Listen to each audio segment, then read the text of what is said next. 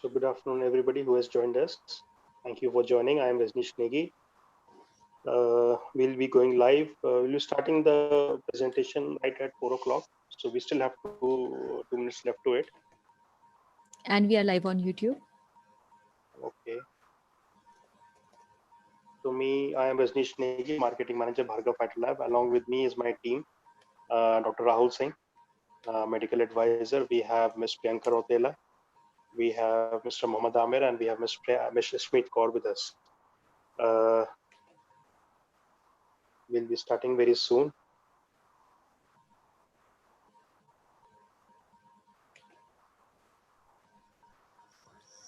Do keep an eye on the chat box. We'll be sharing a few things about for all of you. So just keep an eye on the chat. This our webinars is available on YouTube also and Facebook also. You can search us on Facebook with the name Bhargav Fighter Lab, and you can like our page of I Sampark. That is I small I Sampark, SAMPARK. You can like us, and we conduct webinars on a regular basis, and you can all connect with us. Thank you, everybody who has joined us.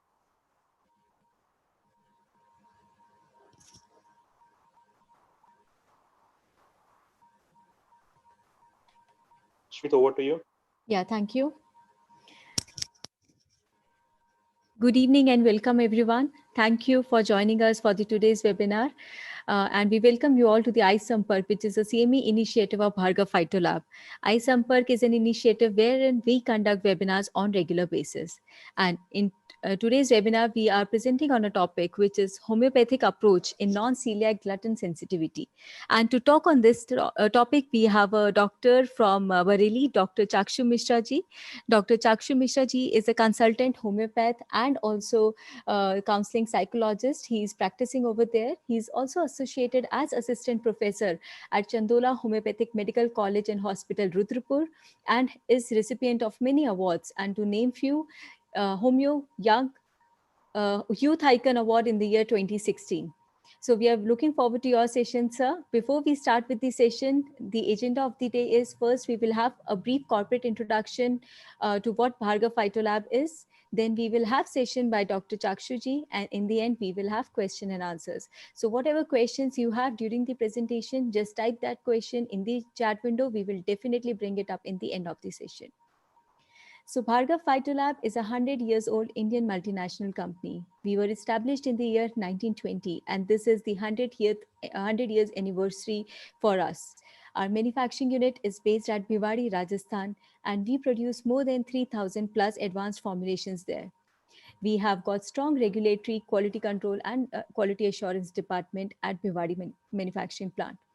We are also the number one anti-contaminant homeopathy medicine manufacturer, which ensures zero level contamination at our unit, at manufacturing unit.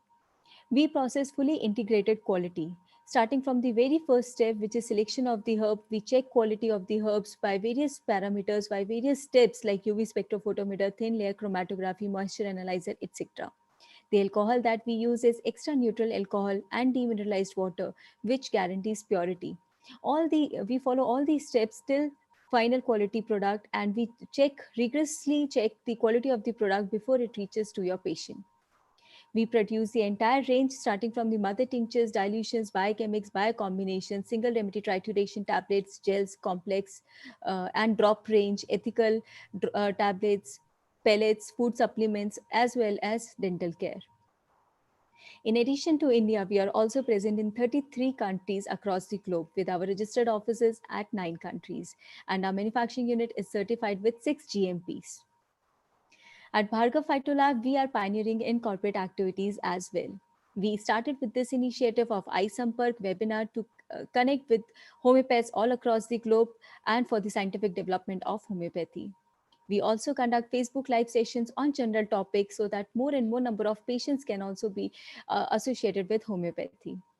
Bhargav Phytolab salutes Corona warriors. We honor them with these personalized certificates.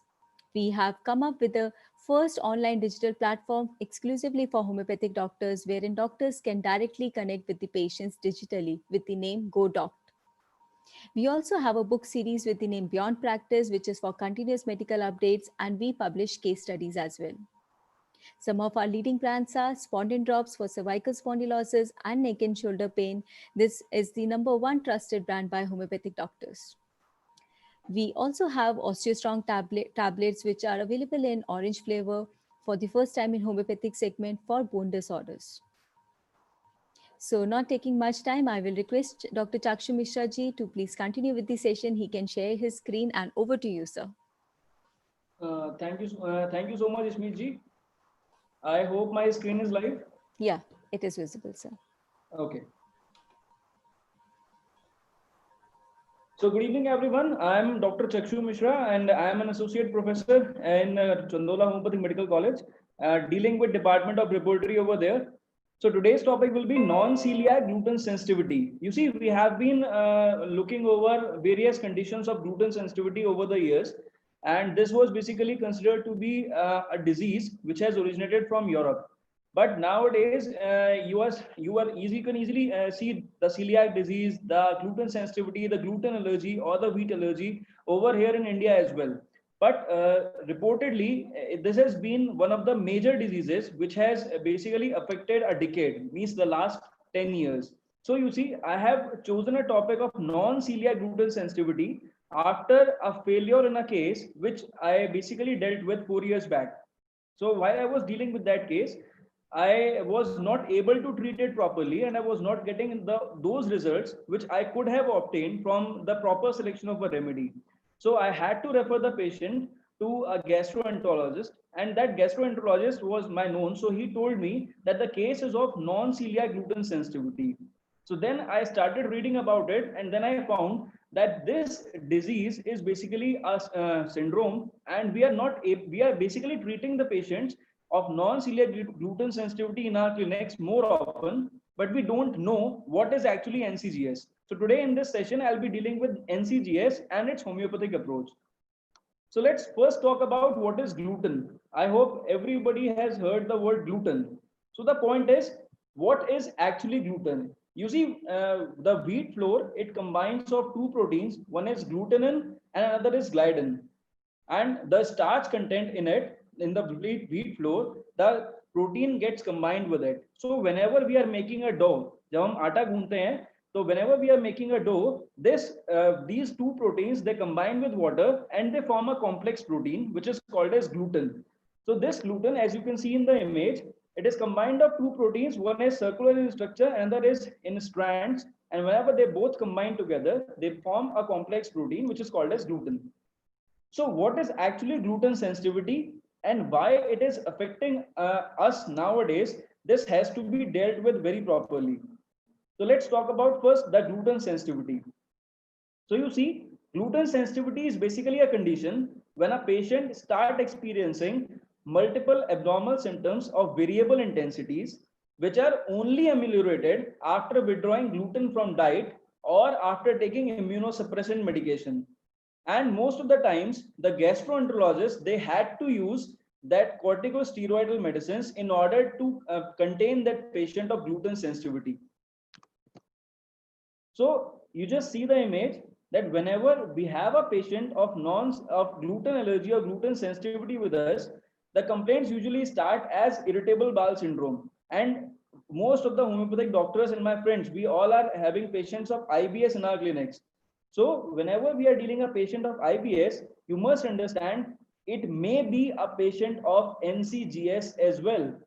But if in case you have a patient who has already gone for an investigation of allergy and he has got total IgE levels elevated, especially for wheat, then we consider the patient to be of gluten allergy. But on the contrary, in the similar patient, if there is no total IgE level elevation, but there is IgG level elevation or other biomarkers elevation, then we call the patient to be as of a celiac disease. So the graph is very peculiar, and we have to understand the fact that irritable bowel syndrome can be non-celiac gluten sensitivity as well. And similarly, a patient of celiac disease can too be a patient of NCGS. So there is a very fine line in between these three conditions. So when I talk about the wheat flour, this wheat flour which we have, it comprises of starch and proteins. And the indigestible oligosaccharides, they constitute basically 13.4% of the fiber in the wheat flour. And the gluten, which we are talking about, it is basically a composite of prolamins and glutenins. This gluten comprises of 75 to 80% of the wheat proteins. That means out of the 10% protein of wheat flour, the 75 to 80% of proteins are glutenin and gliadin. And whenever we make a dough, then this combines together to form gluten. Now, due to the amino acid sequence, these gluten proteins are partially resistant to digestion. You see, whenever there is a complex protein, I'll explain this in pathology section also. But before that, let's give it a brief of it. That the gluten proteins are basically partially resistant to digestion, especially in the upper GI tract, and as well as the oligosaccharides, they are resistant to digestion in the lower GI tract. So in case of NCGS, we experience both the symptoms of upper GI tract as well as of lower GI tract. Now this gluten is basically that protein which gives elasticity to our dough. जो हम आटा मारते हैं वो जो इतना ज्यादा soft होता है, उसके अंदर इलास्टिक होता है, it is because of that gluten only. But it is also contained in imitation meats, जो आजकल हम लोग वो सोया वाली चीजें खाते हैं ना, उसके अंदर भी it is also present. Then it is present in soya sauce as well, in beer as well. So and other than that, it is present in hair products as well as in cosmetics. So now the question arises that what are gluten-free foods in India? Because when you talk about other countries, especially the US and the Europe, they are having a wide variety of gluten-free products. But in India, we have certain limitations because of our diet. So can anybody tell me what can be the possible gluten-free products?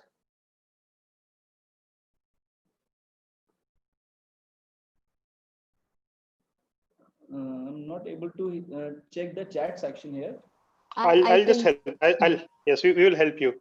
Okay, so Dr. Deepa Amar says ragi, jowar, bajra, rice. Okay, just a moment. Bajra, jowar, rice, nachni, jowar, bajra, nachni, bajra, rice. This is what is coming majorly. Makki, besan. Yeah, there are a number of things which are gluten free. I'll come over to it. I'm really sorry. Now, this is the list of food items which are specially considered by the Celiac Society of India. You see, we have a separate society which is called as the Celiac Society of India. So the Celiac Society has basically included the grains, especially the rice, including bajra, jowar, which everybody is telling me. And then amaranth. Have you heard about amaranth? Whenever we are on fasting, so we used to have ramdana, that is amaranth, and buckwheat, kutu, as well as makka. So every fresh vegetable, fruits, fish, milk, pulses, you see, there's a whole list of things which are gluten free. So if a patient is having gluten sensitivity, we have various options to include these products in his normal diet. But the problem with us is that we usually, especially in the northern India, we are more inclined to have wheat. But in southern India, it is easy to manage those cases because they are more inclined towards rice, especially in the western parts, in the eastern parts, as well as in the southern parts of the country. So let's talk about non-celiac gluten sensitivity now. So what is actually non-celiac gluten sensitivity? I'll go by the definition. The definition is that it is a syndrome in which people develop a variety of intestinal and non-intestinal symptoms which are responsive to withdrawal of gluten-containing food from diet after celiac disease and wheat allergy are excluded. So you see, whenever we have a patient who is experiencing intestinal symptoms or extra-intestinal symptoms, but we have gone through the investigations of total IgE where it has been conclusively confirmed that the patient is not suffering from any wheat allergy, and then we went for total IgG also in order to check for the celiac disease. It is also normal. So when we are withdrawing that gluten from his diet and the patient is responding to the normal medication, then that syndrome is basically called as non-celiac gluten sensitivity. And we should understand the fact that now in India, it is supposed to be 6 to 10 times higher in the last decade. Means in last 10 years, we have seen a hike of about 6 to times of this non-NCGS. Now, why I have chosen this topic of NCGS for this webinar? So you need to understand that in India, the normal prevalence was about 0.5 to 13% of general population in 2018. And there are no biomarkers for the disease available. Therefore, whenever we are having a patient which is considered to be IBS or for several years, we need to understand that he might be a case of NCGS as well. Now, FODMAPs. Now, FODMAPs are fermentable oligosaccharides, disaccharides, monosaccharides, and polyols. So what they basically cause, the fermentation in our body, especially in the gut area, that fermentation is because of these FODMAPs. So they are also present in gluten containing grains, and they also lead to some extra-intestinal or gastrointestinal symptoms. In India, the prevalence varies from 1.23% in northern India to 0.13% in southern India. This was the report of 2018. So as I talked about that, because of our dietary changes, the northern India people are more prone to have wheat inclusion in their diet rather than the southern India or in the eastern India as well. So that is why it is variable from 1.23 in northern India to 0.13 in southern India. Furthermore, the GFD, it is the true prevalence is still unknown because GFD has emerged as a new dietary trend. अब problem क्या होती है कि आजकल gluten free हर चीज में मौजूद है. अब हम लोग दही खा रहे हैं, उसमें भी हम लोगों ने बहुत सारे चेंजेस कर दिए हैं. इसी तरह बहुत सारे जो प्रोडक्ट्स इस समय लग गए, they are also gluten free. तो people are basically choosing gluten free. अब उन्हें चाहे पता है या नहीं पता है कि दे आर हैविंग NCGS और नॉट, whether they are having celiac disease और नॉट, इट इज जस्ट कि भाई हम प्रिवेंट कर रहे हैं खुद को कि हमें ये सब चीजें ना हो जाए. अब वो कौन सी पॉपुलेशन है ये भी जानना जरूरी है. तो जो टास्क फोर्स की रिपोर्ट थी of ICMR in 2018, it also considers the fact that people who are basically visiting areas of US or UK or areas of Europe where the GFD level, where the celiac disease levels are higher, whenever they come back to the country, they are having a trend of choosing GFD, that is the gluten free diet, as compared to the gluten included diet. Now, this NCGS can occur in any age group, but the onset is usually 40 years. The range is 17 to 63 years in India, and it is more prevalent in females as compared to the patients of IBS. Now, experts say that the NCGS is basically an iceberg phenomena. So, do you know what is iceberg phenomena? Can anybody tell me about the iceberg phenomena? Any answers for iceberg phenomena? We all have studied that in preventive and social medicine. The iceberg phenomena basically means कि भाई only tip is seen. Only tip is seen. Dr. Anu Matthews says. Yeah, that only tip of the what we see is less, but under level more present. Yeah, Dr. exactly. Bhavani. That is called as the iceberg phenomenon. So this disease of NCGS is also, it displays the iceberg phenomena, that whenever we are having a patient of NCGS, we consider it to be of IBS कि भाई irritable bowel syndrome है और gluten sensitivity नहीं है. लेकिन जब आप और dig deep करते हो उसके अंदर, तो आपको पता चलता है कि वो basically NCGS है, ना कि irritable bowel syndrome. अब मैं इसके बारे में डिटेल में बात करूंगा, तो आप लोगों को बोर नहीं करूंगा, but this is something which is very much important for us to understand. Now, the prevalence has also increased in the past 2 decades, and this was the report of ICMR Task Force of 2014, that it was in 2014, it was between 1 to 100, and then in 1 to 300 as well.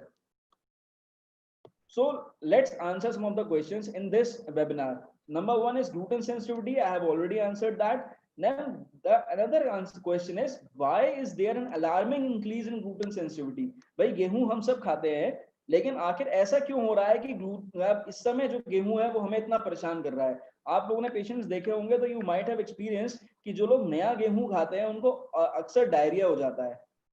तो has anybody experience that? जितने doctors हैं यहाँ पे, have you ever encountered a case? We know diagnosed cases are only a small percent of total. We see, okay, no, yes. Dr. Kavita Sachdeva says yes. Mansi Ojha ji says Yes, yes. of course. So Dr. whoever Deepa is says yes. practicing, he might have experienced that whenever a patient is having a wheat which is new, मतलब जो नया अभी growth होता है, अगर उसको आप ले लेते हो, especially the villagers, तो फिर वहां पे क्या होता है, there is always a cause of diarrhea, और उसकी वजह से we have to give various remedies. One of the therapeutics is pulsatilla, जो अक्सर देते हैं, उसके बाद response आता है. So we need to understand कि आखिर ऐसा क्या हो रहा है इंडिया के अंदर कि अभी ये ग्लूटेन सेंसिटिविटी बढ़ती जा रही है, and then will come to diagnosis, clinical features and management as well. So the first most important question now in this webinar is that why is there an increase in gluten sensitivity which was not there before? So can anybody give me any suggestion regarding it? What is the reason for gluten sensitivity? Yeah, what is the reason of gluten sensitivity? भाई ये Indian origin की disease नहीं थी, अभी India में है. Refined wheat, right? Use of insecticide, excessive use of urea chemical, the grain getting genetically modified. Yeah, thank you, Dr. Meenu. The answer is absolutely correct, that there is a genetic modification, and because of the agricultural trends in India, we are facing this problem of gluten sensitivity. Now you can see this picture along with the text here, that the picture which is having more grains is basically a haploid wheat, and the picture with less number of grains is basically diploid wheat. So you need to understand कि अभी wheat की varieties बहुत सारी हैं, एक diploid है, एक quadriploid है, tetraploid है, उसके बाद hexaploid है. तो जो पिक्चर आप देख रहे हैं जिसमें नंबर ऑफ ग्रेन्स ज्यादा हैं, जिसमें नंबर ऑफ ये जो फाइबर्स आपको दिख रहे हैं ऊपर ये ज्यादा है, तो फिर यहाँ पे जो सेंसिटिविटी है होगी पेशेंट की इधर ज्यादा होगी as compare to the diploid wheat. I'll come over to it. So I read through a number of research papers on PubMed, and I tried to find out the exact sources which I can tell you. You see, अगर हम चपाती की बात करते हैं, Indian wheat chapati which we usually eat, we need to understand कि वहां पे gluten percentage कितना है, ताकि इसके बाद हम इसके बारे में बात कर पाएं. So the wet gluten percentage is 22 to 36, and the dry gluten percentage is 7.5 to 14.62. अब it is very much sure कि जो हम चपाती खाते हैं वो डो से ही बनेगी, मतलब आटे से ही बनेगी. हम आटे को पानी में जब पानी डालेंगे उसके बाद गूंदेंगे, उसके बाद ही रोटी बना पाएंगे.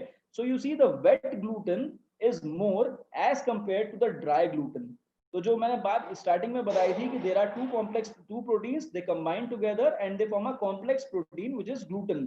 तो इधर वेट ग्लूटेन का कंटेंट ज्यादा है. इट्स अ रिसर्च पेपर जो कि मैंने यहाँ पे शेयर कराया 2017. Now, can an increase in gluten sensitivity be because of an increase in gluten content of wheat? Yes, this is absolutely correct.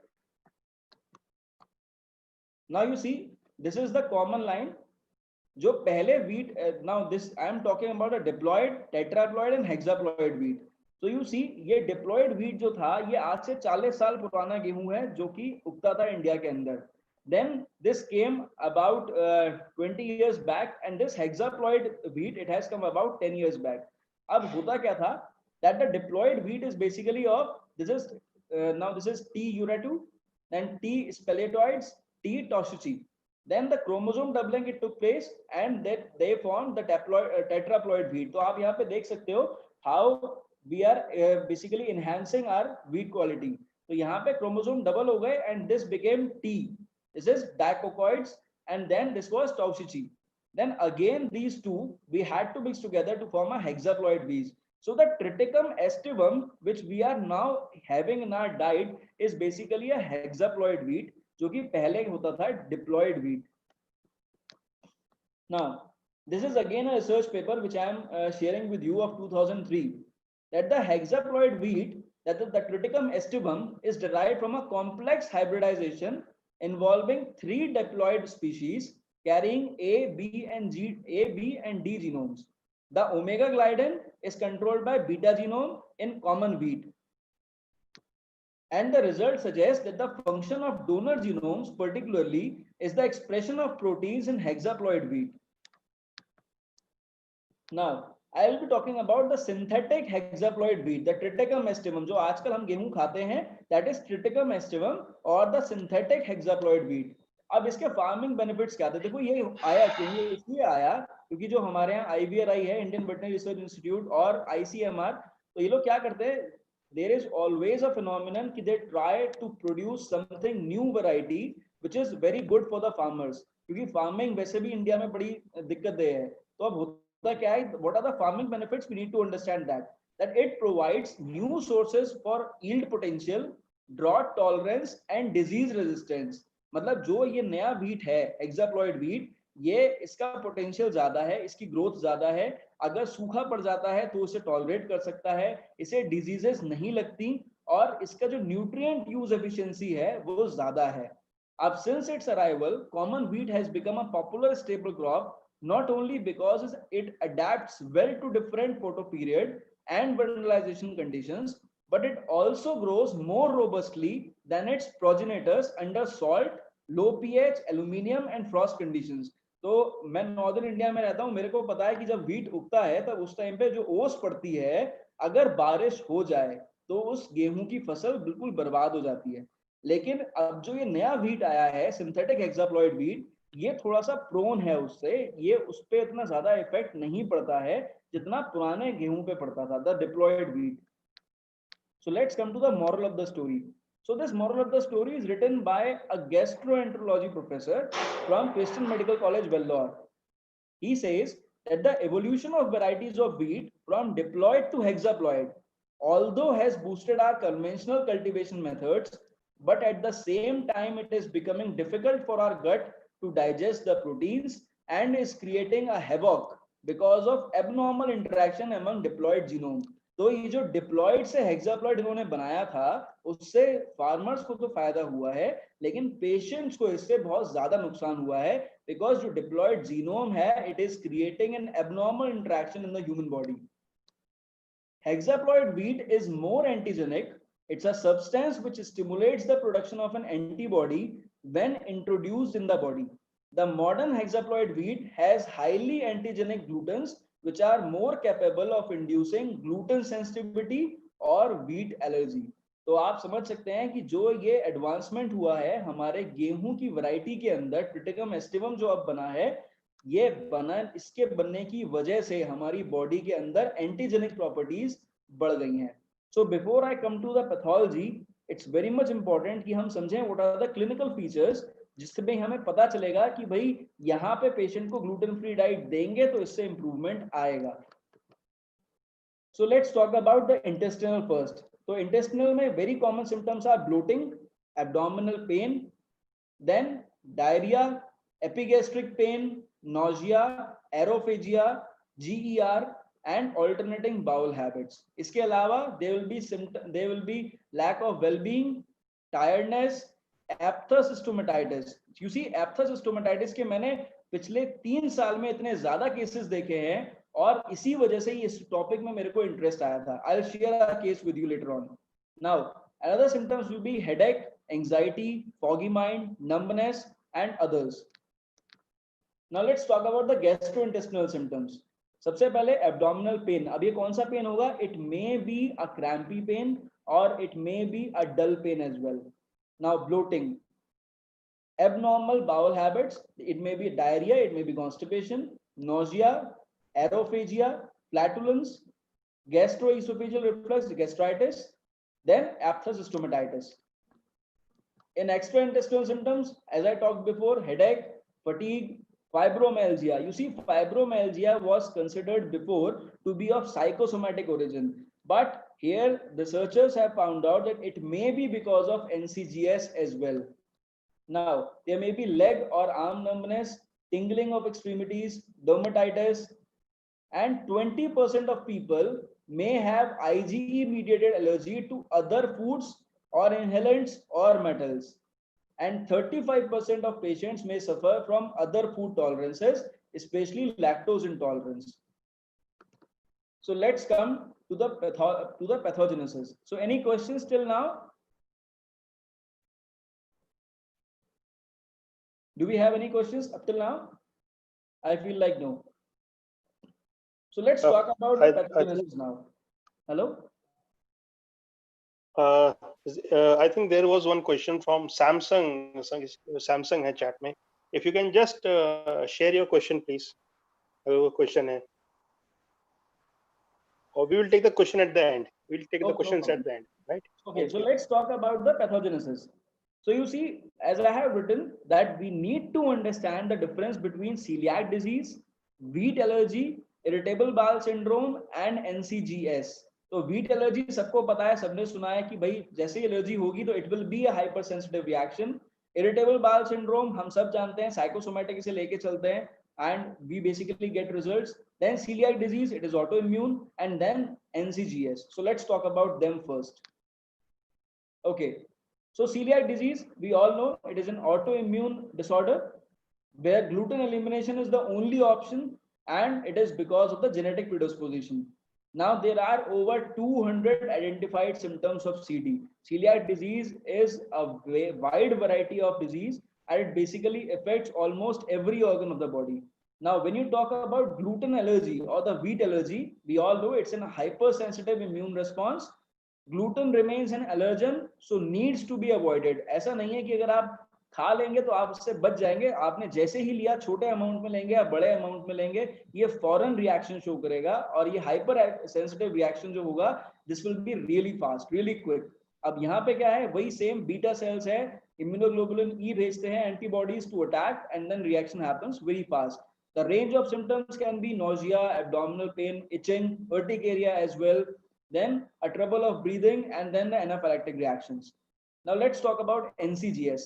Now NCGS, this is an idiosyncratic reaction. As I told before, इसका variation है 0.13 से लेके 1.23 तक percentage. मतलब अगर 100 लोग हमारे पास patients आते हैं तो 100 में से भी एक पेशेंट को भी नहीं है NCGS, पर जिसको है उसको अगर हम ग्लूटेन एलिमिनेशन करेंगे तो वहां पे रेस्पॉन्स आने लग जाएगा. So the NCGS may have an innate immune component, but this has not been formally established. अभी तक पता ही नहीं है कि exactly NCGS में क्या होता है, जबकि researches पिछले 10 साल से हो रही हैं. Now, bloating and abdominal pain, as I told before, so these are the symptoms which I have already discussed.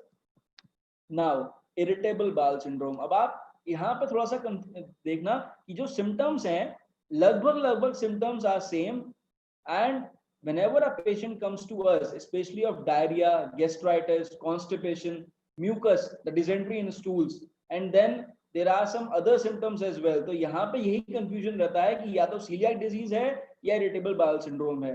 कभी-कभी यहाँ पे ulcerative colitis या colitis जैसे symptoms भी मिलते हैं. पर अब ये NCGS एक ऐसा syndrome है जिसमें जैसे ही आपने gluten को उसकी डाइट से हटाया, फॉरन पेशेंट का रेस्पॉन्स मार्वेलसली इंप्रूव हो जाता है, जबकि ऐसा इरिटेबल बाउल सिंड्रोम और सीलियाक डिजीज में नहीं होता है. इसीलिए celiac disease is an autoimmune disorder, while irritable bowel syndrome हम अभी भी समझते हैं it's a psychosomatic disorder, and NCGS is an idiosyncratic reaction. Okay, so let's come to the pathology now. So whenever you talk about pathogenesis, जैसे मैंने पहले भी बात करी कि दिस इज अ व्हीट. अब ये व्हीट ग्रेन है, इसके अंदर जर्म है, ब्रैन है, एंडोस्पर्म है, और यही जो एंडोस्पर्म है इसके अंदर जो प्रोटीन्स हैं, दिस इज ग्लाइडिन एंड ग्लूटेनिन. अब आप इसे जैसे ही इसे व्हीट फ्लोर बनाएंगे, उसके बाद जैसे ही पानी ऐड करेंगे तो ये जो कॉम्प्लेक्स प्रोटीन है ये ग्लूटेन बन जाएगा. अब है क्या, in normal digestion the long strands of proteins are broken down by digestive enzymes, and these are called as the enzymes, they break off amino acids called as peptides. The majority of these peptides can be further broken down and absorbed through the intestine.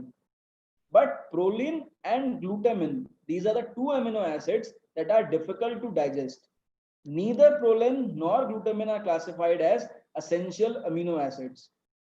It is the high proline and glutamine content in gluten that prevents proteins from being completely broken down. तो जो मैं video की शुरुआत में इसकी शुरुआत में बात कर रहा था वेबिनार के, इट्स अ कॉम्प्लेक्स प्रोटीन. इसीलिए कॉम्प्लेक्स है because it is not completely broken down in the human body by the digestive enzymes. The long term result is toxic oligopeptides with up to 10 amino acids जो कि small intestine में रहते हैं.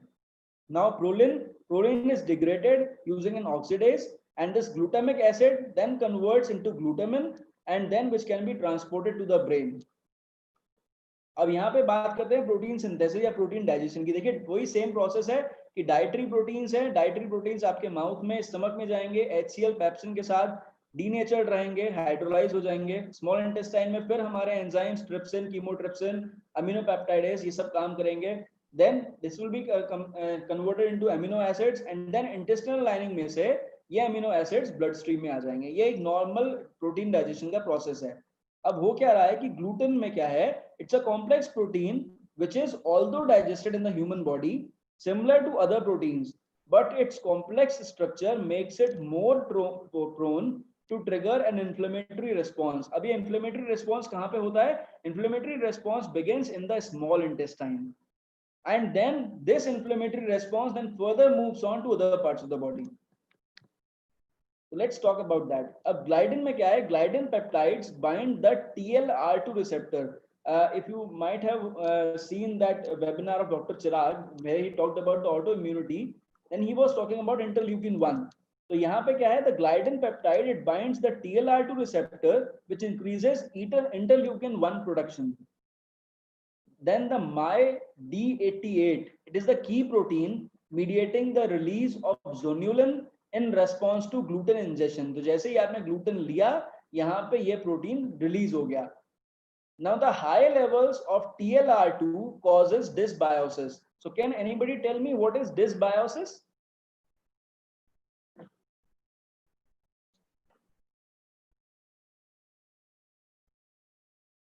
Can anybody tell me what is dysbiosis? Has anybody of you have heard the word about dysbiosis? Okay. Yeah, exactly. The Intestinal bacterial flora disturbed. Yeah, exactly. The intestinal bacterial flora, when there is an imbalance or it is disturbed. In fact, I will say that dysbiosis may intestinal bacterial flora is almost destroyed. Now, this non-protein component of wheat, which has been found to cause non-specific gastrointestinal symptoms. तो मैं बात कर रहा था पहले saccharides के बारे में, जो FODMAPs की मैंने बात करी थी. These are the non-protein components which cause the non-specific gastrointestinal symptoms, especially the dysentery. Then the highly increased serum levels of intestinal fatty binding proteins in conjunction with elevated levels of soluble CD4, lipopolysaccharide binding protein and antibodies to bacterial LPS and flagellin. अब interleukin 1 क्या कर रहा है? यहाँ पे सबसे जरूरी है समझना कि जो NCGS है, अगर ये रेस्पॉन्ड करता है ग्लूटेन फ्री डाइट में या ग्लूटेन एलिमिनेशन में, तो वहां पे हो क्या रहा है जिसकी वजह से वो इतना अच्छा रेस्पॉन्स शो करता है, जबकि सीलियाक डिजीज में ऐसा बिल्कुल नहीं होता, या फिर व्हीट एलर्जी में भी ऐसा नहीं होता. तो let's come to that. So interleukin 1 is basically where the gliadin peptides they bind the TLR2 receptor which increase the interleukin 1 production. ये मैं बात कर चुका. अब इसके बाद क्या होता है? That interleukin 1 it activates a set of immune system response processes, in particular interleukin 1 alpha. This stimulates fibroblast proliferation, induces synthesis of proteases, changes the metallic ion content of blood plasma and increases blood neutrophils. तो ये जो सारा process है ये वही interleukin 1 कर रहा है and it's an immune response. And now it activates the lymphocyte proliferation and induces fever. अब what is the right way of managing such a case? अगर आपके पास एक ऐसा पेशेंट आता है जिसमें आपको डाउट है कि IBS है, इरिटेबल बाउल सिंड्रोम है, लेकिन आपने अगर ये वेबिनार सुना या आपको पहले से NCGS के बारे में पता था और आपने ग्लूटेन एलिमिनेशन के बारे में सोचा कि भाई ग्लूटेन इसका रिमूव कर देंगे, तो ये कैसे होगा? So let's talk about that. Now it's a 4-step model where we need to manage the gluten sensitivity. कैसे होगी?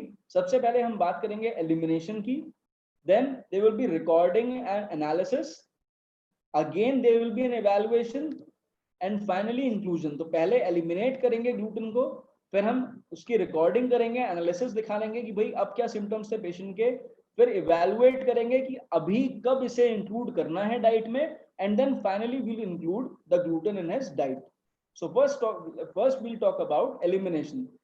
अब elimination क्या है? We have to prioritize the elimination of wheat and wheat products in every form from diet. तो मतलब जो लोग दलिया भी खाते हैं वो भी नहीं ले सकते, अगर सूजी भी आप लेते हैं ज्यादा तो वो भी आप बहुत ज्यादा नहीं ले सकते. We have to find an alternate source, overcooked, less gluten containing food. तो जैसे मैं बात कर चुका हूँ gluten free कौन से products थे, हमें उनको यहाँ पे alternate sources patients को बताने होते हैं.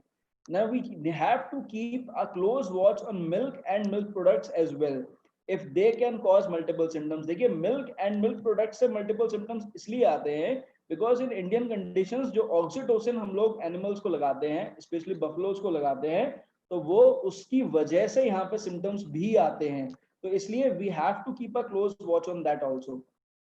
Even after elimination, if the patient is experiencing similar complaints which are aggravated by any other food item, that too should be limited considerably. अब ये patient और patient के attendant को समझाना बहुत ज्यादा जरूरी है. No further addition of any aggravating food item should be strictly monitored in even slightest of quantities. Now let's come to recording and analysis.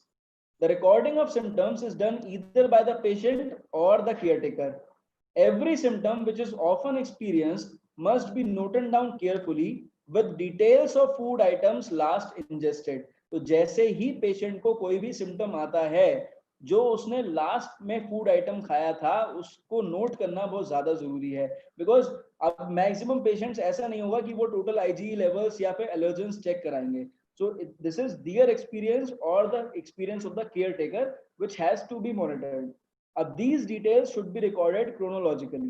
This is very much important कि आप patient से कहिए वो डेट वाइज उस चीज को note करता रहे ताकि आप उसको फर्दर अपने रिकॉर्ड में रखते हैं.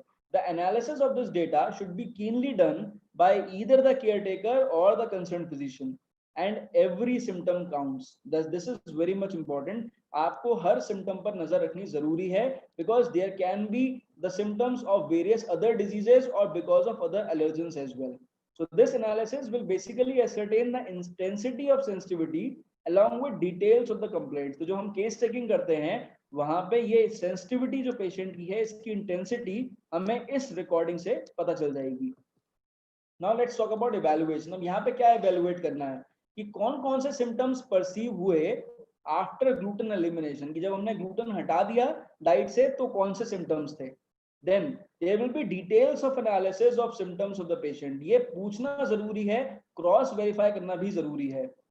The complete plan of treatment including the prognosis of the case can be ascertained by similar evaluation with every follow up of patient. So it is equally important to keep a check on prognosis of case then the diagnosis. तो देखिए prognosis जैसे जैसे आगे patient की बढ़ेगी वैसे वैसे आपको उस पर ध्यान रखना बहुत ज्यादा जरूरी है. इससे चीजें बहुत अच्छे से मैनेज होती हैं. So this is a graphical analysis जहां पे I have told how to basically include और eliminate that. So we'll start with GFD. हमने फर्स्ट जब हमारे पास पेशेंट आया हमें लगा कि हो सकता है NCGS का पेशेंट हो, तो हम will work upon the 6 week module. तो यहाँ पे इसे हम बोलते हैं 6 वीक मॉड्यूल. अब हो क्या रहा है कि 6 वीक मॉड्यूल में यहाँ पे एलिमिनेट करेंगे हम 6 वीक्स तक पेशेंट का ग्लूटेन उसके डाइट से रिमूव कर देंगे. एंड देन विल एनालाइज कि यहाँ पे पेशेंट इंप्रूव हुआ या पेशेंट इंप्रूव नहीं हुआ. अगर पेशेंट इंप्रूव नहीं हुआ तो दैट मीन्स NCGS नहीं है. अगर इंप्रूव हुआ तो दैट मीन्स NCGS हो सकता है. अब यहाँ पे क्या होता है कि ग्लूटेन फ्री डाइट हम इसे स्टेप बाय स्टेप इसके अंदर इंक्लूड करेंगे, which will be A or B. Now A will be a placebo or the product and B can be a placebo or the product. Then again we'll evaluate, then again gluten free diet plus this will be the products A and B, and then we'll further stop the gluten free diet. So it is a complete 9 weeks protocol जिसके बाद ये confirm हो जाता है that the patient is a patient of NCGS.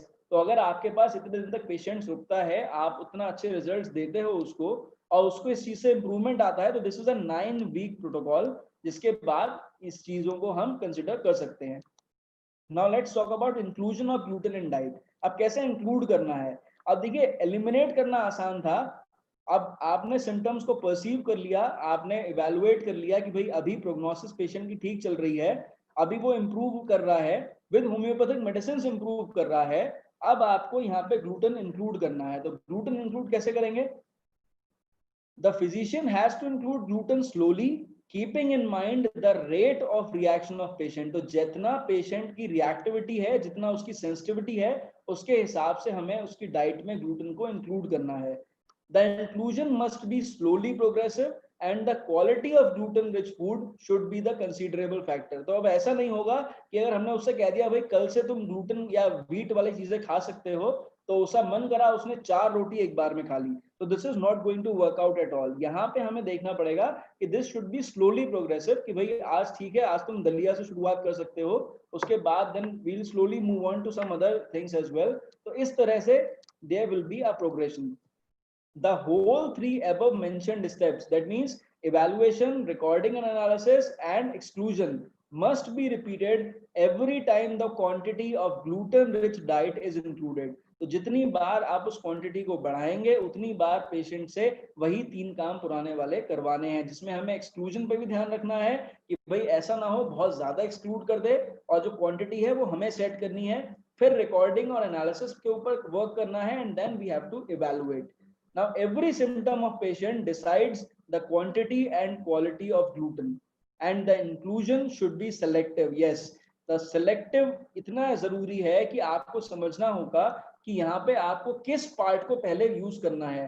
तो you, as I have already told before, कि जब wheat flour से डो बन रहा है, मतलब जब हम आटा गूंद रहे हैं, तो पानी मिक्स होने के बाद ग्लूटेन कॉम्प्लेक्स प्रोटीन बना ले रहा है। तो we have to search for those things which are not included in the floor. Now this is the most important aspect, that what should be the homeopathic approach of treatment. अब ऐसे patients में कैसे approach करेंगे? I hope there are many senior doctors. So can anybody basically suggest me what should be the homeopathic approach towards the treatment? कहाँ से शुरुआत करनी चाहिए ऐसे cases में?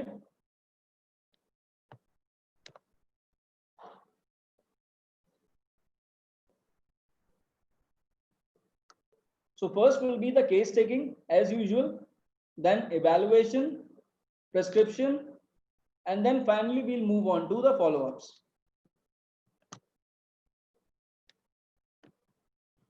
अब यहाँ पे केस टेकिंग और इवैल्यूएशन में क्या करना है? कॉन्स्टिट्यूशनल, मैडम जागृति Shah has told about constitutional totality of symptoms. Thank you so much. I'll be explaining things now. Case taking and evaluation, we should be focused on getting maximum presenting complaints. So here in this case, the presenting complaints are most important, क्योंकि उसी से हमें पता चलेगा patient की prognosis क्या है, patient की सेंसिटिविटी क्या है. Now we have to organize them in chronological manner, as I have told before, and our focus should be on ascertaining the presenting complaint as complete symptom. देखिए complete symptom सबने पढ़ा है, location, sensation, modality, concomitant. तो यहाँ पे complete symptom के तौर पर जब आप प्रेजेंटिंग कंप्लेंट को लोगे, तो you will get to know more of the symptoms from the patients, and it should be done in the follow ups as well. Now there may be a lot of associated as well as concomitant symptoms. You see, as I have told before, it's a very huge spectrum disease. So there are usually a number of symptoms which are gastrointestinal or extraintestinal. So you need to make sure of the associated symptoms as well as of the concomitant symptoms. So there might be a few general symptoms, but they are often found to those general symptoms as modalities. Now the mental generals plus physical generals will guide us to the individuality. But the severity of affection of a patient as presenting complaints cannot be left aside. Now this is the miasmatic evaluation.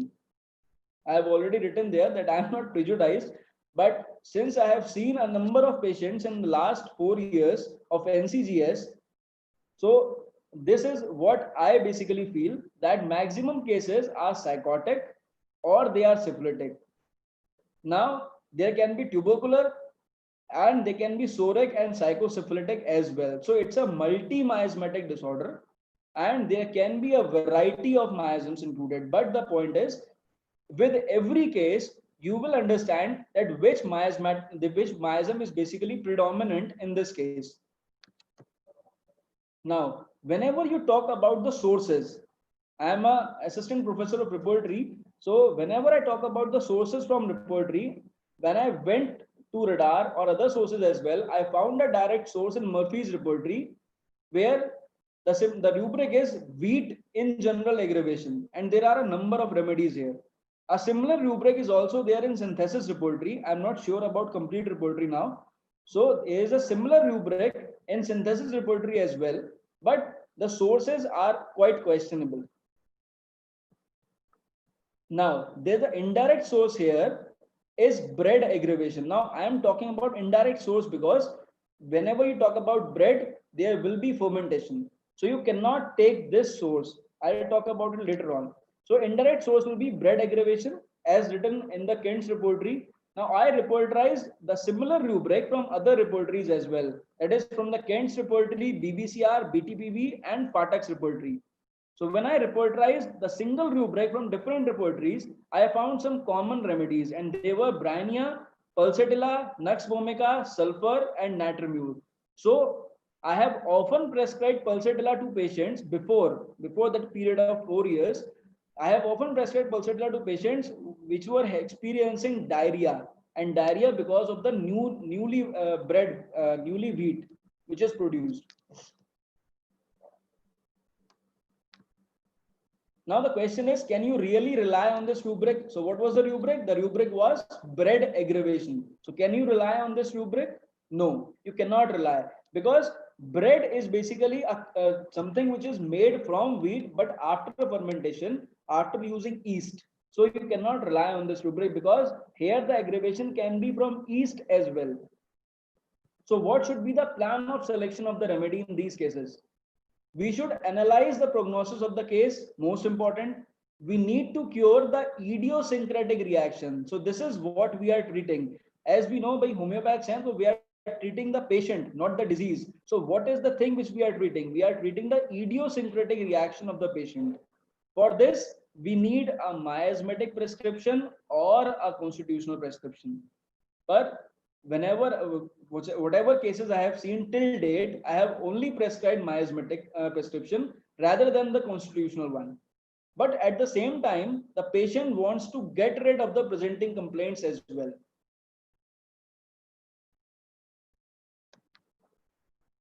So according to this is according to me. So the first prescription should be the miasmatic prescription, because we are trying to basically eradicate the idiosyncratic reaction of the patient, which I have told before. So the first prescription will be the miasmatic prescription, and if required, the second prescription will be on the totality of symptoms as well as the prognosis of the case. So there may be some cases which we will encounter where cure is not possible. So we need to think of curative, palliative, or suppressive nature of the medicines. So now this is the case, and I'll be sharing with you the case in very short, because I have already taken so much of time. So here is the case with the testimonial. Now, what was the essence of the case? That the lady was 42 years old. She was a housewife, a villager.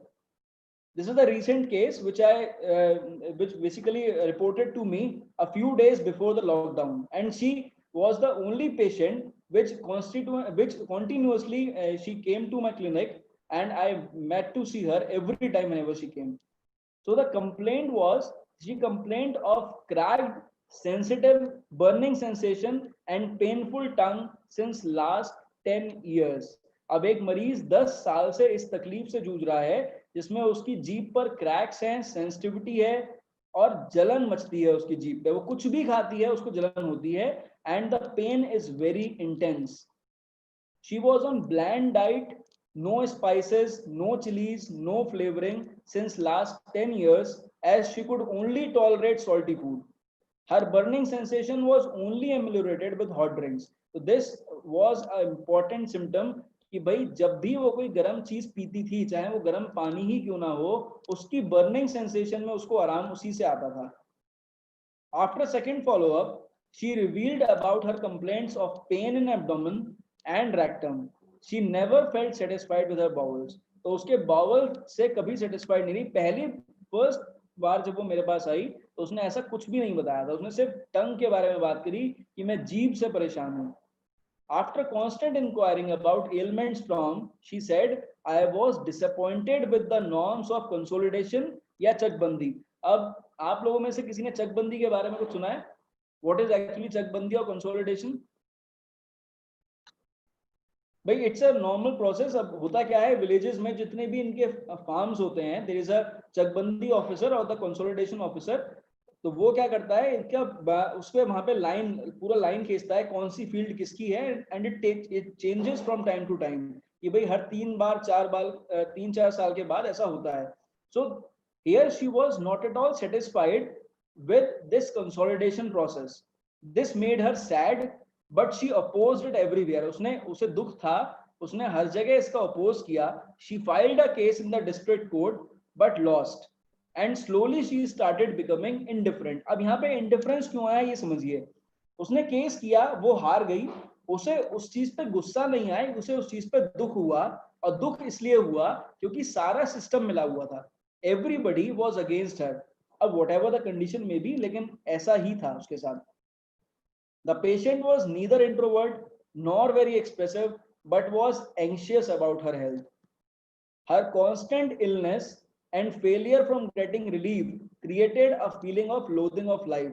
अब अगर कोई इंसान 10 साल से normal खाना नहीं खा पाएगा, उसको सिर्फ ब्लैंड फूड पे रहना पड़ रहा है, जो बाकी लोग एंजॉय कर रहे हैं, रिलिश कर रहे हैं अपनी मील, वो उस चीज को एंजॉय नहीं कर सकती. तो obviously it is going to create a feeling of loathing of life. So she has been constantly bearing it since last 10 years without much chaos, even after being disappointed by the results of constant treatment. मतलब उसके husband ने बताया कि 10 साल से लगातार इलाज करवा रहे हैं, एक भी दिन ऐसा नहीं हुआ कि उसने दवा नहीं खाई हो, चाहे कोई भी ट्रीटमेंट चला हो. और जब जब उसकी दवा बंद हुई किसी एक डॉक्टर से, फौरन वही कंप्लेंट वापस आ गई. और इनफैक्ट कभी कभी तो ऐसा भी हुआ कि दवा खाते खाते भी आ गई. So let me show you a picture of the tongue. So this is what is the picture of the tongue. As you can see, ये जो red edges आपको दिख रहे हैं, this was the area जहां पे उसे सबसे ज्यादा burning sensation होता था. And patient इतना furious हो गई थी इससे कि उसका मन करता था इस जिंदगी को बिल्कुल खत्म करो. उसने आज तक लेकिन ट्राई नहीं किया था. There was not even a single attempt of suicide or harming herself. But every time whenever she came to my clinic in the starting, she always used to say, doctor साहब कोई ऐसी दवा दे दो कि मैं मर जाऊं, मुझसे ये जिंदगी झिल नहीं रही है. और शुरुआत में तो 2-3 बार तो उसने ऐसा ही बोला था. So what were the presenting complaints? वही जीप एप थे in the tongue. Then there was burning sensation, the sensitivity of the tongue was bleeding. आपने जो ये पिछली पिक्चर एक देखी, अब आप देख सकते हो ये जो रेड एजेस आपको दिख रहे थे, they used to bleed. कभी कभी यहां से ब्लीडिंग होती थी. देन फ्लैटुलेंस, ये उसने मुझे सेकंड फॉलोअप में बताया था कि उसका पेट फूल जाता था और ये फ्लैटुलेंस गैस पास होती थी उसको, और हमेशा तब होती थी जब वो स्टूल या वो बावल्स के लिए जाती थी. Now there was a pain before, pain in abdomen before going for stool. There was pain in rectum after she went for the stool. And every time, अभी तक इतने सालों में उसको अक्सर कॉन्स्टिपेशन ही रहता था और पेनफुल था. देखिए पेनफुल कॉन्स्टिपेशन समझना जरूरी है कि पेशेंट को कॉन्स्टिपेशन है, हफ्ते में उसको 2 बार या 3 बार मोशन आ रहा है, जितनी बार आता है उतनी बार इतना पेनफुल है कि वो पेशेंट बियर नहीं कर सकता. That is constipation painful. And the character of stool was black. Then mental and physical generals. Now you see the mental generals that ailments were from disappointment. अब यहाँ पे देखिए grief से भी हो सकते थे कि भाई यहाँ पे disappointment की बजाय grief भी हो सकती थी, पर grief नहीं थी. उसे दुख नहीं था उस चीज का, उसे नाराजगी इस चीज से थी, उसे हताशा थी. हताशा किस चीज से? कि the system is basically corrupted and they are not trying to help somebody who is needy. So she was disappointed. Now loathing of life was there. Indifference वो तो धीरे धीरे डेवलप कर गया. वो पहले ये वाला फील्ड्स वाला उसके खेत वाला इशू हुआ, फिर डिस्ट्रिक्ट कोर्ट में वो केस हार गई. Then she was not able to eat proper food. So there were a number of things. So slowly and slowly she became indifferent. Now there was anxiety as well before going to stool, because there was flatulence, there was pain in abdomen, then there was pain in rectum as well. Now there was fear of death. ये मैंने patient से specially पूछा था. जब उसने मुझे बोला कि भाई जिंदगी खत्म करने का मेरा मन करता है, तो मैंने कहा भाई तो फिर तुमने कोशिश क्यों नहीं करी? तो उसने बोला मुझे डर लगता है, मुझे डेथ से डर लगता है, लेकिन मैं मरना नहीं चाहती. Now the stomach, the thirst, अब बर्निंग सेंसेशन था, तो उसको ऑब्वियस बात है उस बर्निंग से रिलीफ पाने के लिए उसने सालों साल बहुत पानी पिया है. There was intense thirst in the patient. वो मेरे क्लिनिक में आके जब तक बैठती थी 1 घंटा लगभग, वो 1 घंटे में 1 लीटर पानी बहुत आराम से पी लेती थी. नाउ वार्म ड्रिंक से एमिलेवेशन मिलता था, स्पाइसेस से एग्रीवेशन था. खाना खाने के बाद हमेशा उसकी हर कंप्लेंट खाना खाने के बाद बढ़ती थी. Stomach appetite was relished without, she was sleepless because of pain. Now this pain was of rectum sometimes, as well as sometimes it was of the tongue. And perspiration, as I told, the perspiration was staining, and then after stool, because of the pain, she used to perspire a lot. So this is the repertorization which I basically did through the synthesis repertory. Now thank you Dr. Mukesh. Thank you, Dr. Deepmala. The remedy is very close, arsenic album. But after repertorizing all these symptoms, the 24 of the symptoms, the head remedy was Merxol. There were other remedies as well. I'm really sorry. That there was phosphorus, Nux vomica, sulfur, lycopodium, Veratrum album, Brania as well. Now, what was the first prescription? Now you will tell me what would I have prescribed to the patient. अब as I told before, मेरे को लगता है कि पहला prescription miasmatic होना चाहिए. So what can be the first prescription?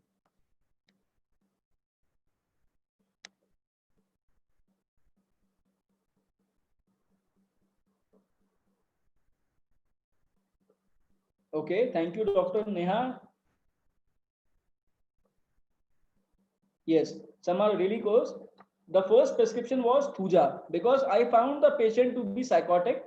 So I prescribed Thuja 1 ml, 3 doses, 1 hourly interval in 300 ml of water. Now this is my style of prescribing. To be really honest, whenever I am prescribing any miasmatic prescription, I am giving any miasmatic prescription, I usually give in 3 doses. And this is my basically style of prescribing. I always prescribe it in water. Now, along with it, I prescribed biochemic, a combination of biochemics, that was MAC-Phos 6X, Calcarea-Phos 6X, Calcarea-Fluor 6X, Ferrum-Phos 6X, Natrum-Sulf 6X as well.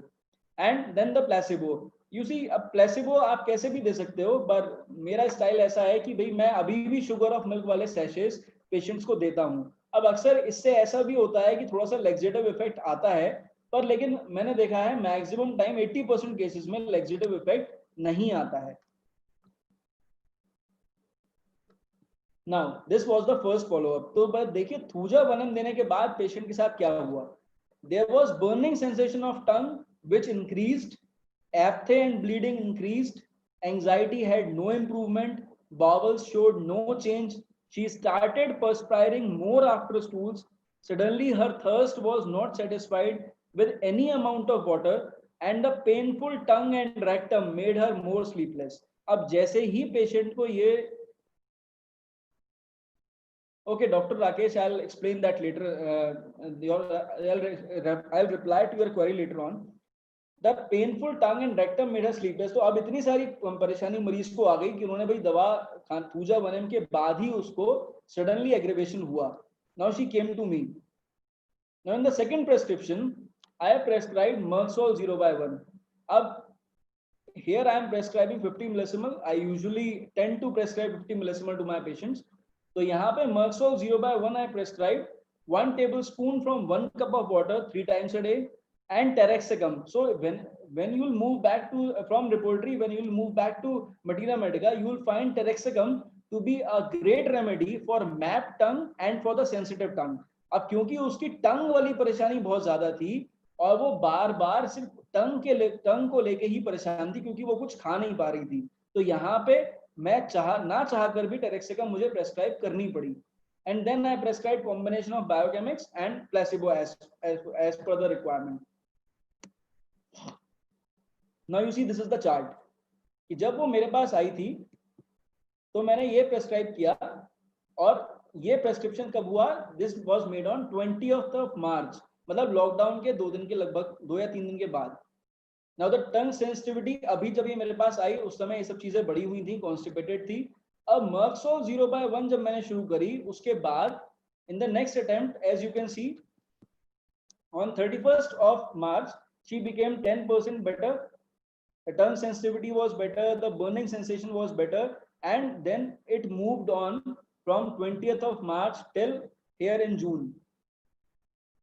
I'll reply to everybody's question. I'll reply. Now here you can see I'm really sorry.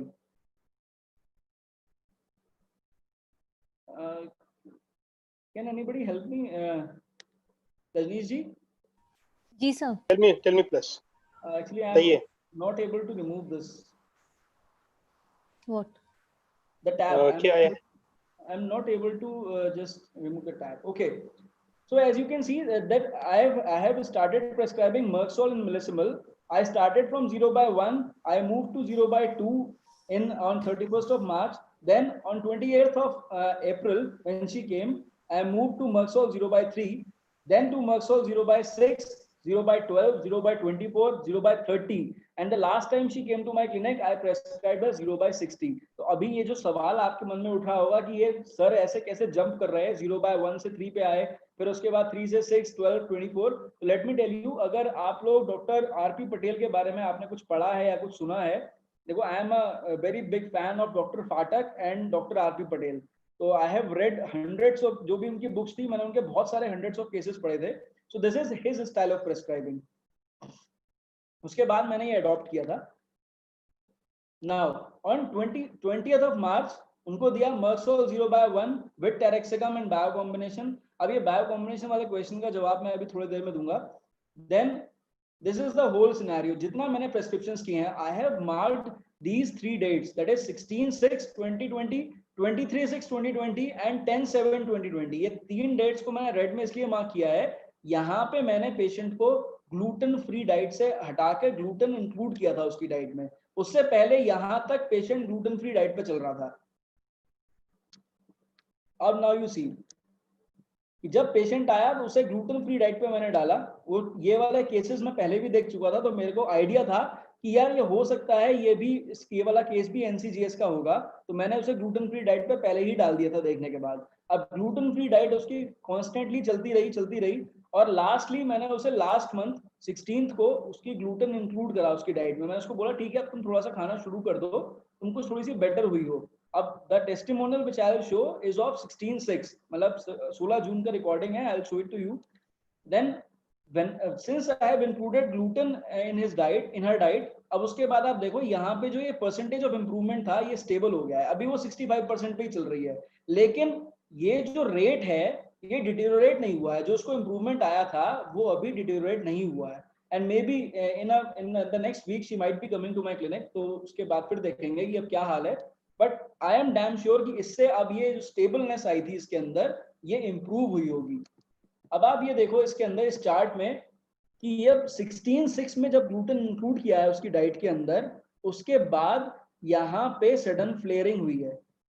और sudden flaring थी बहुत ज्यादा. Suddenly उसकी टंग पे छाले बढ़ गए, bleeding आने लग गई बहुत ज्यादा, उसे बहुत ज्यादा फ्लैटुलेंस पास होने लग गई, एब्डोमिनल पेन उसका बढ़ गया. और 2 एपिसोड तो इतने जबरदस्त थे कि उसने रात में मेरे को दोनों बार, लगभग एक बार 11 बजे फोन किया, एक बार रात को 8 बजे फोन किया कि भाई बहुत जबरदस्त पेन हो रहा है, कंट्रोल नहीं हो रहा है. So what I did was I repeated the remedy. तो Merxol 0/24 दे रखी थी, मैंने बोला बस आप इसी को रिपीट करो और कोई दवा मत लो इसके अलावा. नाउ और वो सबसे बड़ा एक जो एक टाइम था वो सबसे खराब टाइम था, क्योंकि ब्लडी म्यूकस आने लग गया, फिर से कॉन्स्टिपेशन हो गई और फिर वो डर गई. फिर वो मेरे को बोली अभी भी मुझे फिर से डर लगने लग गया कि पता नहीं आपने क्या कर दिया, मैं नहीं खाऊंगी, मैं जिंदगी भर नहीं खाऊंगी ग्लूटेन, मुझे कोई दिक्कत नहीं है. नाउ यू सी, अब यहाँ पे आप लोग ये देखना in this chart I have given कि मैंने Merxol कैसे प्रेस्क्राइब करी. तो 0/1, 0/2, 0/3 तब तक ये TDS चल रही थी दिन में 3 बार. When I switch to 0/6 मैंने इसे 2 बार किया. When I switch to 0/12 मैंने इसे दिन में 1 बार किया. 0/24 once in 3 days किया. और जब उसको एपिसोड वो हुआ पेन वाला, उस टाइम पे मैंने उससे कहा कि वो जो तुम्हारे पास दवा रखी है उसे 1 लीटर पानी में डाल दो और उसे उसमें से 1 चम्मच पानी लेते रहना, बीच बीच में बार बार लेते रहो. हर 10 मिनट पे दिलवाया उसको. एक दोस्त से कहा 2 घंटे बाद मुझे फिर से बताओ, और उसका पेन में तब इम्प्रूवमेंट आया. अब उसके हस्बैंड ने सोचा भी डॉक्टर को दिखाएं, पर मैंने बोला कि नहीं, जब इतना इम्प्रूवमेंट आया तो थोड़ा सा आप वेट करो, इसमें भी इम्प्रूवमेंट आएगा. Then I switch to 0/30 once in 7 days. अब अभी जब आई थी लास्ट टाइम तो I have prescribed 0/60 and I have given her once in 15 days. So this is when she came to my clinic on the first visit, and this was on 10/7/2020 जब ये last time मेरे पास आई थी. So this is the 8th follow-up. और आप देखो the changes in the tongue. I hope everybody can see those changes. Okay. Now let me show you the testimonial. तो पता है लीलावती जी आपको दिक्कत क्या क्या थी, क्या परेशानी हुई? I hope it is audible to everyone. Rajneesh ji, is it audible? It is audible, sir.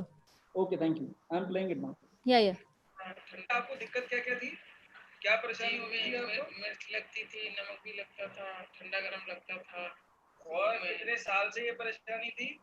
काफी साल हो गए, 10 साल हो गए.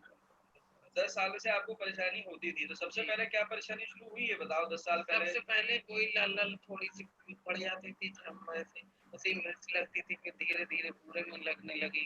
तो क्या क्या खा पाती थी आप जब आपको होती थी दिक्कत? तो मुझे चाय पीती थी तो उससे गर्म से थोड़ा आराम मिलता था, उसमें जो साइड में पड़ता था. और जो आप नॉर्मल खाना खाती थी सब कुछ खा पाती थी या कुछ जी नहीं, मिर्च मसाले ये नहीं खा पाती थी. खाली नमक ही डाल के खाती थी, नमक का हल्का ही. अच्छा, और मेरे इलाज में आपको कितना समय हो गया? 4 महीने हो गए. 4 महीने हो गए. तो 4 महीने में पहले के मुकाबले आप कितनी बेहतर हो? कि खा रही हूँ मैं, जैसा बनता है वो घर में खाना बनना है वही खा रही है. थोड़ी मिर्ची तो लगती है लेकिन खा रही हूँ. मतलब तो आप ये देखो यहाँ पे जो पेशेंट पिछले 10 साल से नॉर्मल खाना नहीं खा पा रहा था, वो ऑन ब्लैंड फूड, अभी वो इसने जब से दवा खाई है तो 4 महीने के बाद अब वो नॉर्मल खाना खा पा रही है.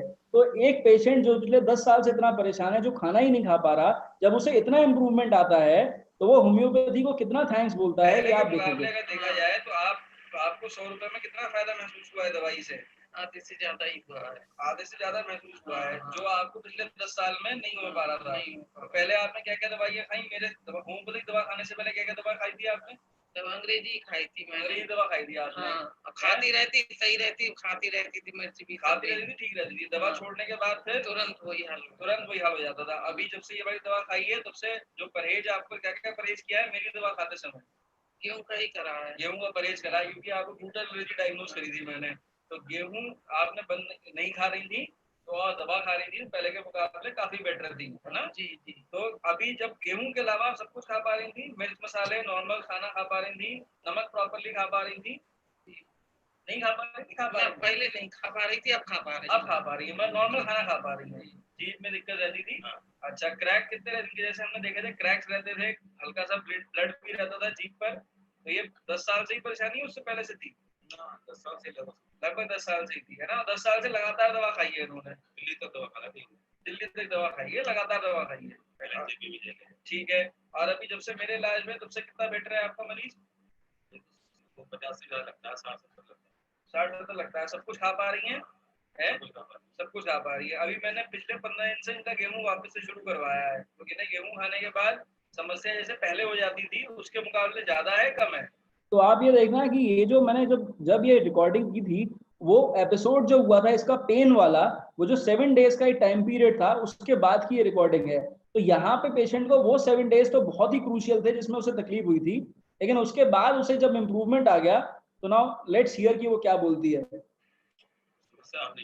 अब नहीं है ज्यादा, आप गेहूं खा पा रही है, इतनी परेशानी नहीं हो रही है. जो भी दवा मैंने आपको दी है, तो जितने भी आपकी परेशानियां थी, सबसे ज्यादा फायदा किस चीज में महसूस हुआ आपको?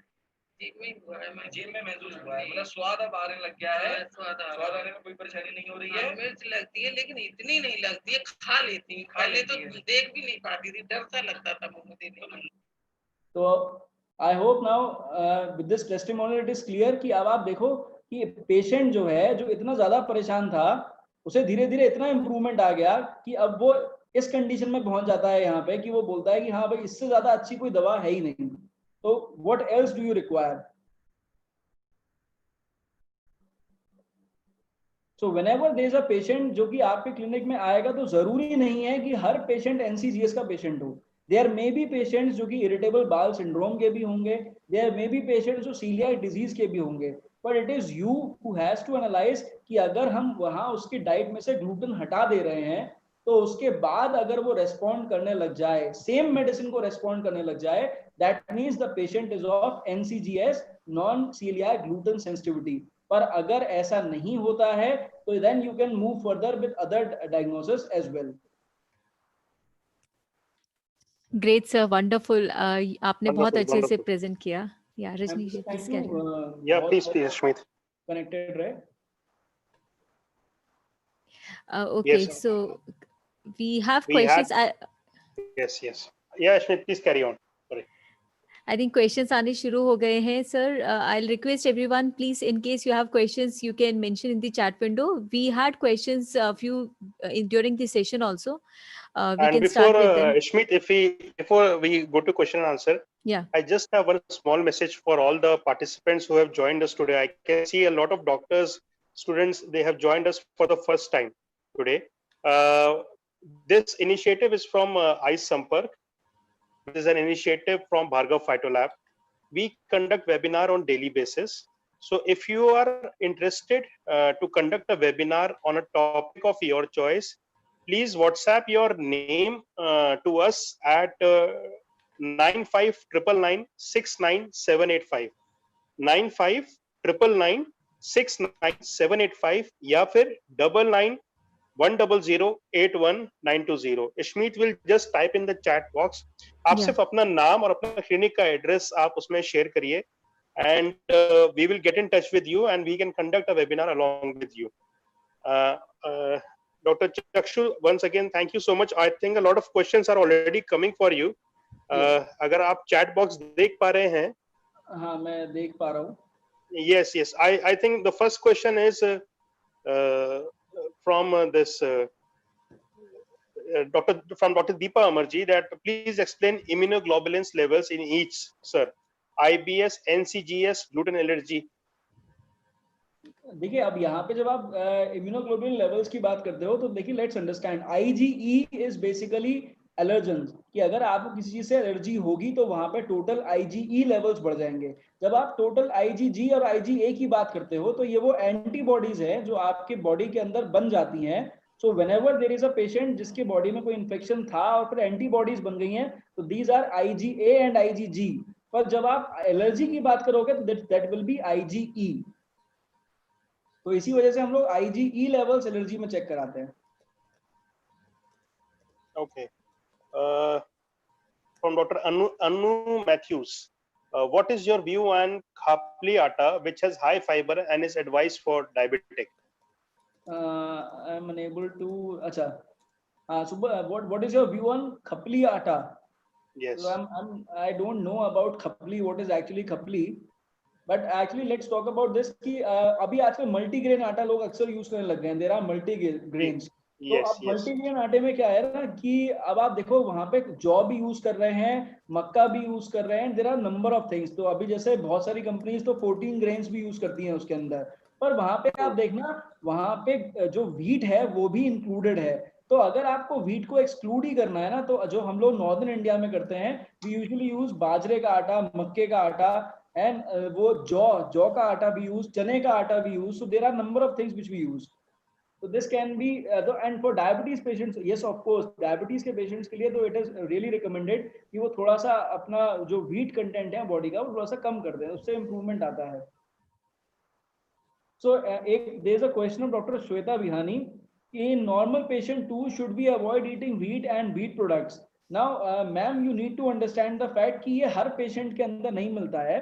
So if you are eating wheat, तो अभी आजकल ट्रेंड बदल गया है. नॉर्मली हम लोग वो जो प्रोसेस्ड आटे आते हैं, पैकेट्स के अंदर, Aashirvaad and other products brands as well, so we are usually using that quality of flour. तो अभी उससे इतनी ज्यादा दिक्कत नहीं होती है, ऑल्दो जब भी सीजन चेंज होता है, नया गेहूं आता है, तो उनसे भी दिक्कतें होती हैं। अब एक और बात जो आपको समझनी पड़ेगी वो ये है कि जो विलेज एरियाज है हमारे, विलेज एरियाज में अभी भी वही व्हीट को हम पिसवाते हैं, उसके बाद जो आटा होता है उसे यूज करते हैं, तो वहां पे तो दिक्कत होगी ही होगी, पर हम लोगों को इतनी ज्यादा अभी नहीं होती, unless and until we are sensitive.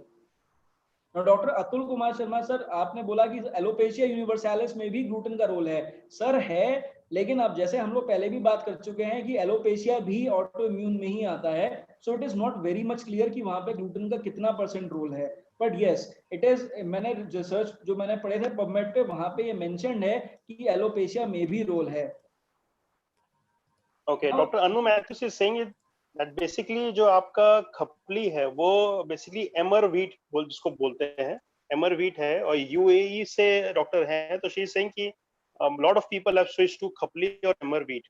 So जो आपने मल्टीग्रेन आटे का बताया, that is also a very valid point, and if you can just tell somehow about emmer wheat, अगर आपने सुना है तो। I'm really sorry, ma'am. I haven't heard about khapli or emmer wheat, but you have told me, so surely I'll try to search about it, what is actually it, and hopefully I can revert you on this question on your mail as well. Because ये बड़ा novel सा concept है, gluten free diet भी आजकल काफी चलती है। हाँ, द रियल प्रॉब्लम है कि जो ग्लूटेन फ्री डाइट का जो ये फैशन आ गया है ना, इसके चक्कर में मिस डायग्नोसिस बहुत होती है। अब हमारे पास जब पेशेंट्स आते हैं, किसी गैस्ट्रोएंटरोलॉजिस्ट के पास भी आते हैं ना, तो ये बहुत बड़ी प्रॉब्लम है। अगर आपका थोड़ा सा इकोनॉमिक लेवल अच्छा है तो आप ग्लूटेन फ्री डाइट के ऊपर जल्दी स्विच कर जाते हो। अब now there was a question कि any experience with the remedy Triticum vulgaris? तो Rakesh ji, I am really sorry, I don't usually consider single remedies. जब तक मेरा केस टेकिंग से मैं सेटिस्फाइड नहीं होता हूँ, रिपोर्टराइजेशन में जो रिजल्ट आता है उसी को देता हूँ, and I usually avoid giving these rare remedies, so I am really sorry, I haven't used Triticum vulgaris. Okay. Now somebody was asking about the line of difference between each. Okay, so this is really important. दोबारा से मैं बता देता हूँ। देखिए, coeliac disease क्या है? Coeliac disease basically autoimmune disorder है। वो आपकी बॉडी में क्यों शुरू हुआ, हर ऑटो इम्यून बीमारी की तरह, यू डोंट नो, लेकिन इसकी इंटेंसिटी बहुत ज्यादा हाई होती है, और यहाँ पे ग्लूटेन किसी भी फॉर्म में आप नहीं ले सकते। अगर आप लेते हो तो भी दिक्कत है, नहीं लेते हो तो भी परेशानी है। This is coeliac disease. अब अगर आप बात करते हो व्हीट एलर्जी की, तो व्हीट एलर्जी में क्या है, आपने थोड़ा सा क्वांटिटी लिया नहीं और आपको फौरन हाइपर सेंसिटिव रिएक्शन आपकी बॉडी में शो होगा। तो जैसा हर फूड एलर्जन के साथ होता है, व्हीट को भी आप फूड एलर्जन मान लो कि वो एलर्जन है, जैसे ही जाएगा, स्लाइटेस्ट ऑफ अमाउंट में जाएगा, फौरन दिक्कत करेगा। अब इरिटेबल बाउल सिंड्रोम, देखिए इरिटेबल बाउल सिंड्रोम क्या है, ये एक बेसिकली मेटाबॉलिक डिसऑर्डर है, और यहाँ पे होता क्या है कि साइकी हमारी इन्वॉल्व हो जाती है। Normally irritable bowel syndrome and FED, अगर आप लोगों ने सुना हो FED, that is faecal evacuation disorder. अब देखो, डायरिया, डिजेंट्री, कॉन्स्टिपेशन अगर बिना किसी कारण के किसी पेशेंट को हो रहे हैं, अब तीनों में से कुछ भी हो रहा है, that is faecal evacuation disorder. If there is no pathology included और केवल साइकिक सिम्टम्स हैं और थोड़ा सा डाइटरी चेंजेस हैं जिसकी वजह से दिक्कत हो रही है, तो that is irritable bowel syndrome. तो इस तरह इरिटेबल बाउल सिंड्रोम साइकोसोमैटिक हो गया, जो हमारा व्हीट एलर्जी है वो तो एलर्जिक रिएक्शन है, हाइपर सेंसिटिव है, और जो सीलियाक डिजीज है ये ऑटो इम्यून है। अब जो हम बात कर रहे हैं एनसीजीएस की, ये बेसिकली एक रेस्पॉन्स है हमारी इन्नेट इम्यूनिटी का, जो अभी तक कंफर्म नहीं हुआ है, पर yes it is considered to be a response of innate immunity. और जो ये रेस्पॉन्स होता है ये इडियोसिंक्रेटिक है, हर पेशेंट में नहीं होता, पर जिसमें होता है इसकी सिवियरिटी थोड़ी सी ज्यादा होती है। Are there any other questions, Rajneesh sir? Sudden IgE and AEC both high, but person is suffered. Okay, so Dr. Harprab is telling about autoimmune disease. Okay, why combinations of biochemics, sir? Sir, bio combinations का तो देखिए, समीक्षा जी पूछ रही है। Yes. You see, I don't know. यार, basically I will say कि I am a assistant professor of repertory, तो वो श्राइन्स वाली repertory भी मैं follow करता हूँ। तो not shrines, that is Stoessler's, तो जो सुशलर्स की रिपोर्टरी है, जब आप इन्हीं सब सिम्टम्स को थोड़ा सा एनालाइज करोगे सुशलर की रिपोर्टरी में, तो आपको वही सारे बायोकेमिक्स मिलेंगे जो मैंने यूज करे हैं. So that was Calcarea floor, then there was MAC-POS, then natrum sulf. So these all biochemics I prescribed after checking out those symptoms from Sushler's repertory of biochemics. Okay. I think it was a wonderful session, Dr. Chakshu. Already a lot of appreciation has come your way in the chat. You can see people are actually applauding the way you have dealt with the topic. And okay, one more question, Dr. Sonam Kumari. Does eating gluten raise your risk of Alzheimer's disease? Till date, it is not. Basically, whenever if you go on PubMed, I already searched this question because one of my patient asked it a few years back कि Alzheimer disease में gluten का क्या role है. देखिए, अभी तक जो US में जितनी भी रिसर्चेस हुई हैं, वहां पे भी कोई भी रोल अभी तक नहीं मिला है. बस माना जाता है कि हाँ, हो सकता है उससे बढ़ जाए, क्योंकि होता क्या है, यूएस के अंदर सीलियाक डिजीज और ग्लूटेन एलर्जी वाले पेशेंट्स का जो रेट है वो बहुत हाई है. लगभग 30% of their population are suffering from gluten allergy. तो इसलिए ये समझाना बड़ा मुश्किल है कि वहां पे रोल आता है या रोल नहीं आता है. Okay, so then all Punjabis would have that. Wonderful. Right. Dr. Chakshu, thank you so much. Wonderful session. Thank you for taking time and coming on our platform and sharing your experiences. बहुत ही important topic है. And जो आपने difference होता है IBS patients में या celiac patients में, gluten patients में, आप कैसे उनको treat करते हैं, कैसे approach आपने लिया, the way you dealt with the topic, it was wonderful. A very detailed presentation. And आपका कॉन्फिडेंस बहुत अच्छा था. It shows कि आप कितने स्ट्रॉन्ग हैं अपने इस सब्जेक्ट में. So thank you so much. A lot of doctors are already saying a thank you to you in the chat. So thank you everybody who has joined us today. Thank you. Yes, Dr. Cynthia. आप लोगों से बताना चाहूंगा, there are number of patients, there are number of students from my college as well. और जो मेरे students हैं वो जानते हैं how I prescribe and how I teach them. So this is my very usual way. Okay. So I'm really thankful to everyone. Thank you so much. Thank you to all the doctors, all Dr. Chakshu's friend, and all students who have joined us today. And आप लोग हमारा page, Facebook page I संपर्क के नाम से है, आई small I SAMPARK संपर्क के नाम से है. You can like that page. You will be getting regular updates जो हमारे डिफरेंट वेबिनार्स होते हैं. मैंने अभी कुछ देर पहले चैट में एक व्हाट्सएप लिंक भी शेयर किया है. There is a WhatsApp group, so you can be part of it, जहाँ पे हम लोग we keep on sharing the latest update. Upcoming webinars में फिर से शेयर कर दे रहा हूँ. And we are also present on Instagram as Bhargav Phytolab 1920. So thank you, Dr. Chakshu. Thank you for joining us. Right. Thank you, everybody. Now all of you can take leave. Thank you so much. Thank you, Dr. Chakshu. Yes, Ishmit, if you are there, please. Yes. Okay. Thank you, everyone. I hope everyone has shared their numbers or email IDs and your name in the chat window so that we can share digital certificates. And thank you, everyone, for attending today's webinar. Now we have a webinar on Thursday, that is day after tomorrow. So looking forward to see you all there again. Thank you so much, Dr. Chakshuji. It was really a wonderful webinar. And thank you again. Thank you so much. Pleasure was all mine. You can unmute everyone.